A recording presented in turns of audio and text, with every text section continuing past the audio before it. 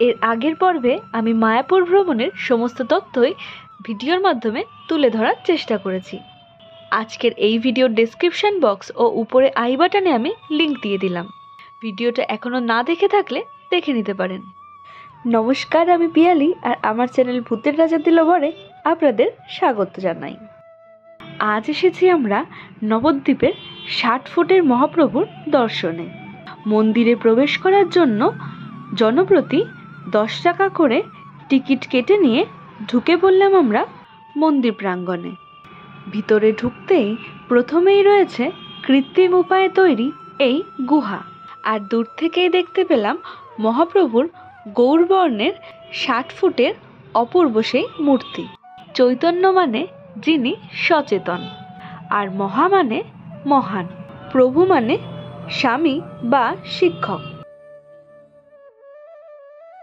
চৈতন্যদেবকে গৌরাঙ্গ বা গৌর বলা হয়, কারণ তার গলিত সোনার মতো গায়ের রং। তিনি এক নিম গাছের নিচে জন্মগ্রহণ করেছিলেন বলে তাকে নিমাইও বলা হয়।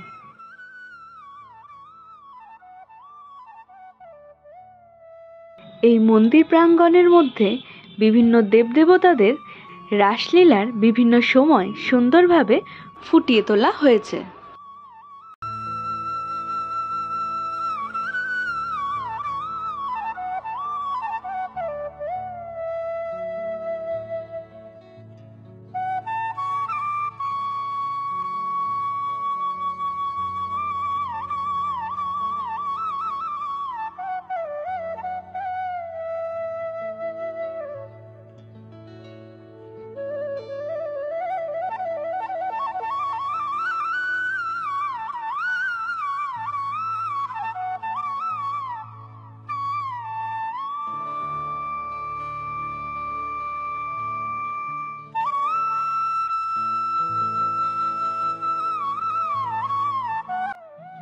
আবার কোথাও রয়েছে শ্রী চৈতন্যদেবের জীবনের কিছু মুহূর্ত।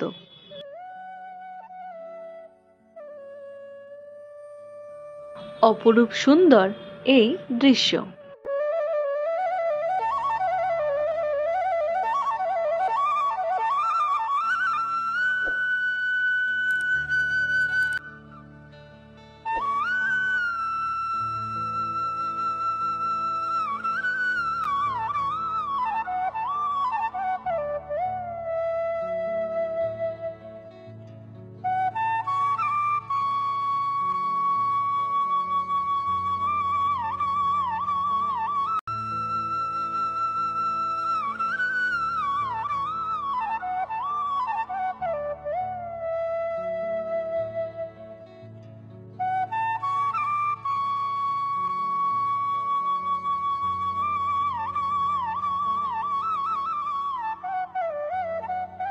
প্রবেশ করছি আমরা মিউজিয়ামে।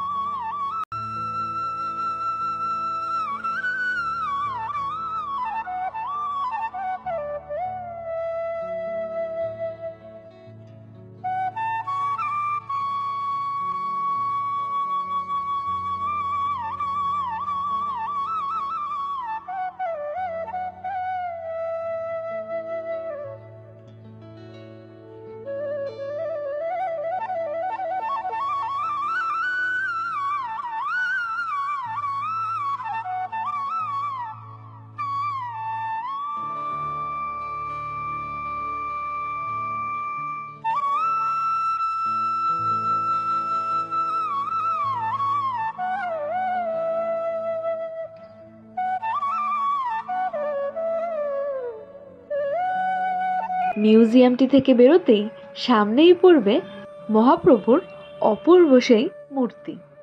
নবদ্বীপ মানে শ্রী চৈতন্য মহাপ্রভুর জন্মস্থান, যদিও তা নিয়ে মতবিরোধ আছে। সে বিষয়ে আলোচনা করব আগামী পর্বে। মহাপ্রভুর মন্দির দর্শন করতে এখানে প্রতি বছর হাজার হাজার ভক্তরা আসেন। বিশেষত দোল পূর্ণিমা ও রাস পূর্ণিমাতে ভক্তের সমাগম এখানে থাকে চোখে পড়ার মতো। সেই নবদ্বীপেই দ্রষ্টব্য স্থান হিসেবে নামযোগ হলো 60 ফুট উচ্চতা বিশিষ্ট শ্রী চৈতন্য মহাপ্রভুর মূর্তির। বর্তমানে এই মূর্তি দেখতে দেশ বিদেশের বহু ভক্তরা এখানে আসেন।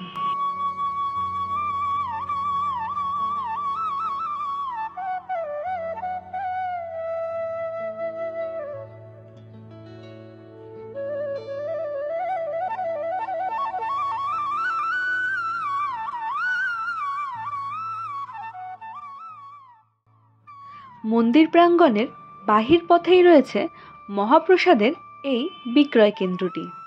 এছাড়া এখানে থাকার জন্য রুমও পাওয়া যায়।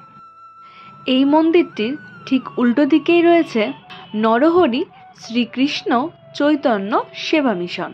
তবে এই মন্দিরেও কিন্তু প্রবেশ মূল্য লাগে না। কিভাবে আসবেন এখানে? এখানে আসতে হলে নবদ্বীপ ধাম স্টেশন বা বিষ্ণুপ্রিয়া হল স্টেশনে নেমে টোটোতে করেই আসতে পারেন, অথবা মায়াপুর ঘাট থেকে লঞ্চ বা ভটভটি নৌকায় বড়াল ঘাট পৌঁছে সেখান থেকে টোটোতে করেই আসতে পারেন প্রাচীন মায়াপুরের এই মন্দিরটিতে। আজকের এই ভিডিওটি এটুকুই। দেখা হবে মহাপ্রভুর জন্মস্থানের ভিডিওর সাথে। ততক্ষণের জন্য ভালো থাকবেন, সুস্থ থাকবেন।